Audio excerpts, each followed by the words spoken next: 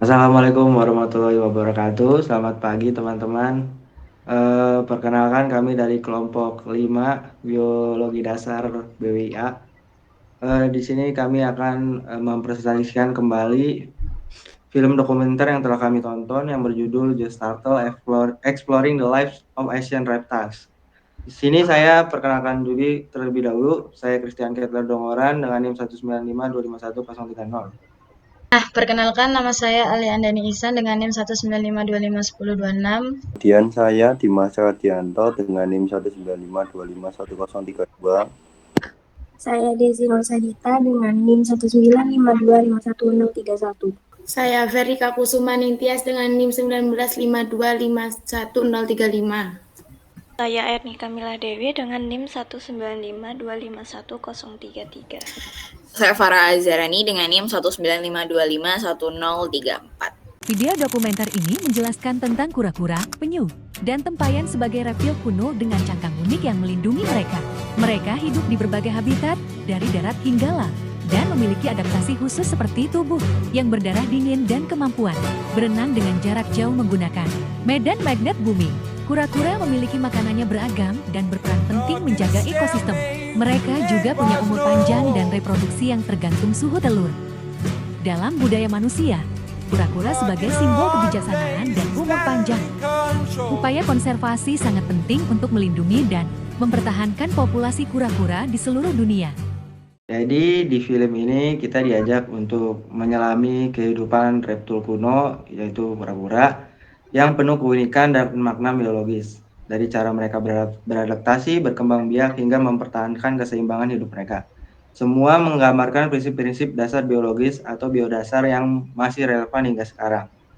Dalam video ini kami akan menelusuri bagaimana kehidupan kura-kura dan penyu mencerminkan universalitas, kontinuitas, evolusi, diversitas, homeostatis, dan interaksi. 6 prinsip biodas ini menjadi dasar dalam memahami keberlangsungan makhluk hidup di planet kita. Mungkin dari teman-teman ada yang ingin didiskusikan atau diceritakan dari video tersebut? Mungkin yang pertama diawali dari konsep ataupun prinsip dasar biologi tentang universalitas, di mana Ordo Testudens ini yang terdiri dari kura-kura, penyu, terus terapin termasuk dalam materi genetik yang memiliki sel eukariotik, di mana hal ini sama seperti dengan sel di unit kehidupan lainnya. Jadi dia merupakan materi genetik yang universal dan banyak juga dijumpai. Selain itu mungkin dari struktur tubuhnya ataupun fungsi tubuhnya, karena dia merupakan salah satu bentuk dari hewan reptil yang udah ada dari 240 juta tahun lalu seperti yang udah ada di video, maka bentuk cangkangnya itu merupakan salah satu bentuk adaptasinya dia, di mana itu merupakan dari hasil modifikasi dan juga struktur dari hewan vertebrata. Terus kalau untuk metabolisme dari Ordo Testudens ini terlebih di kura-kura, penyu, sama terapin, mungkin mereka respirasi seluler ya, seperti pembentukan ATP sama kayak makhluk hidup lainnya. Itu sih kalau misalnya dari prinsip biologi universalitas. Nah, selanjutnya dari prinsip biologi yang kedua yaitu kontinuitas. Yang pertama dalam video itu dijelaskan beberapa aspek. Saya sebutkan yang pertama adalah karakteristik biologis dari kura-kura. Nah, dari kura-kura sendiri itu termasuk ke dalam reptil yang vertebrata atau bertulang belakang. Di sini juga dijelaskan struktur dan fungsi cangkang dan skuts. Nah, di kura-kura itu memiliki struktur cangkang yang sangat keras sehingga melindungi tubuh kura-kura dari serangan luar. Yang kedua ada keanekaragaman habitat dan adaptasi. Nah, di video juga dijelaskan bahwa kura-kura itu dibedakan menjadi 3. Ada kura-kura darat, kura-kura air, dan semi akuatik. Nah, semi akuatik ini bisa dibilang dia bisa hidup di darat, dia bisa hidup di air. Nah, dari ketiga perbedaan itu tentunya ada adaptasi fisik mencakup perbedaan cara dia bertahan hidup, makanan, ataupun hal-hal lainnya. Dan yang ketiga ada klasifikasi evolusi dan subordo. Dibedakan menjadi 2, yaitu Cryptodira dan Pleurodira, serta hubungan evolusi dengan Archosauria. Yang keempat ada jenis kura-kura dalam kelompok utama. Yang pertama penyu laut, kura-kura darat, dan kura-kura semi akuatik. Nah, yang kelima ada reproduksi dan siklus hidup. Tentunya kura-kura di dalam video itu dijelaskan bahwa kura-kura laut itu bertelur di pantai. Nah, pada usia tertentu ada yang 12 sampai 30 tahun, ada yang 30 sampai 50 tahun. Mereka bertelur di pantai, lalu kembali ke lautan lagi, dan kembali ke pantai yang sama. Bagaimana mereka kembali ke pantai yang sama itu mengikuti medan magnet dan sinar matahari serta arus laut. Yang keenam ada hubungan dengan ekosistem dan konservasi, meliputi peran dan menjaga keseimbangan ekosistem serta ancaman dan upaya pelestarian kita sebagai manusia. Mungkin itu saja dari kontinuitas. Selanjutnya ada prinsip dasar biologi tentang evolusi. Evolusi cangkang yang pertama. Evolusi cangkang merupakan adaptasi kunci. Cangkang adalah adaptasi evolusioner yang paling menentukan dari kura-kura. Cangkang bukanlah kerangka luar. Sebaliknya, ia adalah rongga tusuk yang dimodifikasi, yang telah menyatu dan menjadi bagian integral dari tulang belakang. Komposisi cangkang sendiri yaitu meliputi lapisan dalam. Cangkang terdiri dari 60 tulang. Cangkang itu sendiri terdiri dari 3 bagian, yaitu bagian atas yang disebut kerapas, bagian bawah yang disebut plastron, dan jembatan yang disebut tulang yang menyatu. Kemudian ada adaptasi utama yang bertahan hidup, yaitu evolusi fungsional. Selama jutaan tahun, berbagai spesies telah mengembangkan adaptasi yang cerdik untuk bertahan hidup di lingkungan spesifik mereka. Mengatur suhu karena bersifat elektromagnetik, yaitu yang berdarah dingin, mereka menggunakan lingkungan untuk mengatur suhu, seperti berjemur untuk meningkatkan aktivitas.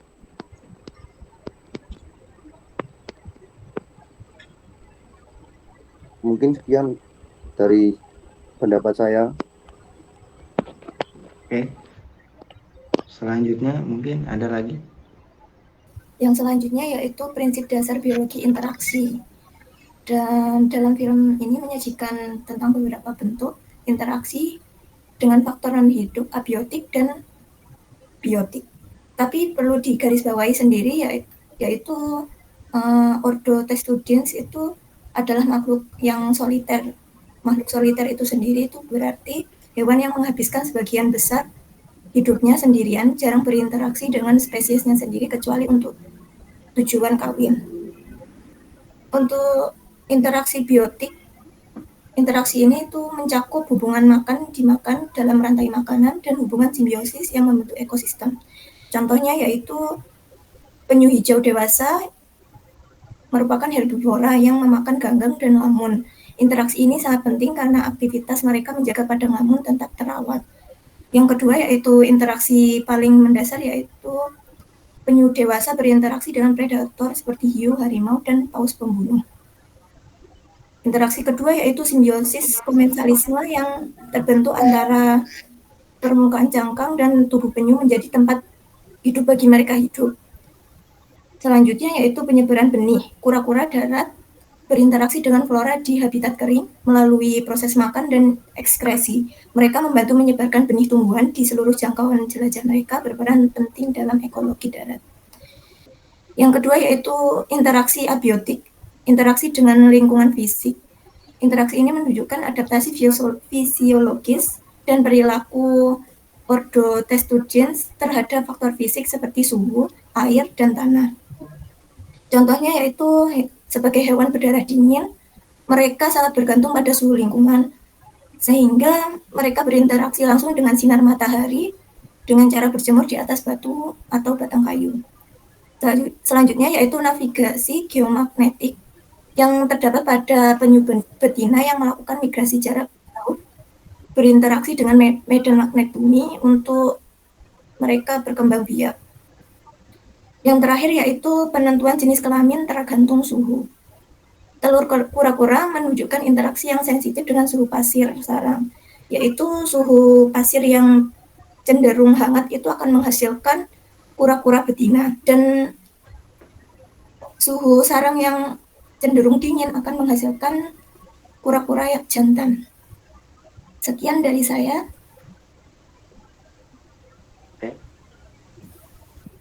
Selanjutnya dari prinsip biologi diversitas, di mana kura-kura ini mempunyai banyak keanekaragaman yang ada, mulai dari bentuk tubuh, ukuran, usia, dan pola cangkangnya. Secara umum, lebih dari 300 spesies kura-kura dan penyu tersebar di berbagai habitat dunia dengan golongan kura-kura dan penyu akuatik atau semi-akuatik. Adapun keanekaragaman dalam dunia kura-kura dan penyu, satu, kura-kura darat memiliki cangkang kubah tinggi dan kaki pendek dirancang untuk menopang tubuh di tanah keras. Contohnya seperti kura-kura Galapagos dengan ukuran panjang mencapai 1,8 meter dan berat 227 kg. Kura-kura Gopher, terus lalu kura-kura taji Afrika yang menjadi peringkat ketiga terbesar di dunia. Serta ada kura-kura Aldabra yang jarang orang tahu namun terkenal dengan umurnya yang panjang. Yang kedua ada kura-kura air tawar, memiliki bentuk tubuh lebih datar dan ramping dengan kaki berselaput yang memudahkannya berenang di sungai dan danau. Contohnya kura-kura hidung babi, kura-kura tempurung, lunak Cina, dan yang terakhir ada kura-kura leher panjang atau biasanya dikenal dengan kura-kura leher ular. Dan yang ketiga ada penyu laut, memiliki tubuh besar berbentuk pipi dan kaki depan berbentuk sirip untuk berenang cepat. Contohnya ada penyu belimbing, lalu penyu hijau pemakan herbivora dengan menghasilkan warna hijaunya melalui aktivitas yang memakan rumput laut. Lalu ada penyu sisik yang mempunyai cangkang kuning keemasan dan hitam atau coklat. Serta yang terakhir ada penyu tempayang yang memiliki cangkang keras dan rahang kuat untuk memangsa bulu babi berduri dan kerang. Jenis keanekaragaman kura-kura dan penyu ini memiliki masing-masing kemampuan adaptasi sehingga tidak hanya keanekaragaman dalam bentuk, ukuran maupun usia saja. Hal ini menjadi contoh nyata keberagaman hayati diversitas dalam dunia reptil yang mampu bertahan di berbagai lingkungan di muka bumi ini. Sekian dari saya. Terakhir ada homeostasis. Homeostasis sendiri merupakan kemampuan makhluk hidup untuk menjaga keseimbangan kondisi dalam tubuhnya supaya tetap stabil. Contohnya yang pertama seperti kura-kura bersifat ekotermik atau berdarah dingin, yang berarti mereka tidak dapat mengendalikan suhu tubuh mereka. Naik dan turunnya suhu tubuh mereka berubah seiring dengan perubahan lingkungan. Hal ini secara langsung mempengaruhi tingkat energi mereka. Misalnya saat suhu turun, mereka menjadi kurang aktif, begitupun sebaliknya. Hal ini adalah bentuk homeostasis suhu tubuh atau termogulasi, karena mereka menyesuaikan perilaku agar suhu tetap stabil. Kedua, kura-kura gurun menggali liang tanah untuk melindungi diri dari bahaya juga dari teriknya panas matahari yang menyengat. Hal ini termasuk homeostasis melalui perilaku adaptif, yaitu menjaga suhu dan kelembapan tubuh agar tidak terganggu oleh ekstrimnya lingkungan sekitar. Yang ketiga, penyu belimbing menghabiskan waktu di laut yang berarti penyu tersebut dapat beradaptasi dengan suhu air dingin. Mereka mampu menaikkan suhu tubuh mereka dengan menghasilkan panas dari otot. Berkat metabolisme mereka yang lambat, penyu dapat menyelam lama di air yang dalam dan juga bertahan hidup di laut dalam. Hal ini termasuk homeostasis fisiologis karena tubuh menyesuaikan proses internal, yaitu metabolisme dan panas tubuh agar suhu tetap ideal. Yang terakhir, hidup di air asin tampak menantang bagi penyu, tetapi penyu telah mengembangkan solusi dengan menjaga tubuh tetap terhidrasi karena penyu dapat kelembapan dari makanan mereka. Mereka juga bisa memetabolisme atau memproses air laut dengan cara membuang kelebihan garam, dan ketika di darat, cairan garam ini membuat penyu tampak menangis. Hal ini termasuk homeostasis ormoregulasi karena mengatur kadar air dan garam dalam tubuh agar tetap normal. Mungkin itu saja dari saya. Ya, mungkin tadi adalah diskusi kami tentang film yang sudah kami tonton bersama-sama. Jadi kesimpulannya itu secara keseluruhan, film ini menampilkan perpaduan antara keindahan, ketahanan, dan kerentanan dari Ordo Testudines sebagai simbol keberlangsungan hidup di bumi. Mereka mencerminkan prinsip-prinsip penting biologi seperti yang tadi sudah dijelaskan oleh teman-teman saya, seperti evolusi, diversitas, interaksi, homeostatis, dan lain-lain. Sekaligus menjadi pengingat bahwa konservasi adalah kunci agar makhluk purba ini tetap menjadi bagian dari kehidupan planet kita di masa depan. Ya. Sekian mungkin dari kelompok kami. Jika ada kurangnya mohon maaf. Wassalamualaikum warahmatullahi wabarakatuh. Waalaikumsalam warahmatullahi wabarakatuh.